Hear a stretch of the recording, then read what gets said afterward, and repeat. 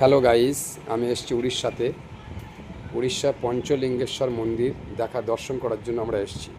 পঞ্চলিঙ্গেশ্বর মন্দিরটা 5টা দেবাদিদেব মহাদেবের লিঙ্গ এখানে আবির্ভূত হয়েছে, যেটা পাহাড়ের উপর থেকে অটোমেটিক ঝর্ণার জল পড়তে থাকে সেই লিঙ্গের উপরে। এবং সেই লিঙ্গটা তোমাদেরকে পরের ভিডিওয় দেখাবো, এবং এটাও দেখাবো পরের ভিডিওয়। 301টা সিঁড়ি পার হয়ে পাহাড়ের উপরে উঠতে হয়। এটা আপাতত রাস্তা, কিন্তু রাস্তাটাও ব্রিজের মতো, মানে আস্তে আস্তে আস্তে আস্তে রাস্তা ধরে আমাদের উপরের দিকে উঠতে হচ্ছে, তারপরে সিঁড়ি। দেখো চারিপাশে প্রকৃতির কত গরুগুলো চড়ছে, কেউ নেই। এবং এই গরুগুলো অটোমেটিক ছাড়া থাকে। পাহাড়ের চারিপাশে জঙ্গল আছে, এই জঙ্গলে ভাল্লুক আছে, হরিণ আছে, বাদর আছে, মাঝে মাঝে এদিকে আসে হনুমান আছে, হাতি আছে। আর এই জঙ্গলটা এত সুন্দর জঙ্গল, আর এই রাস্তা।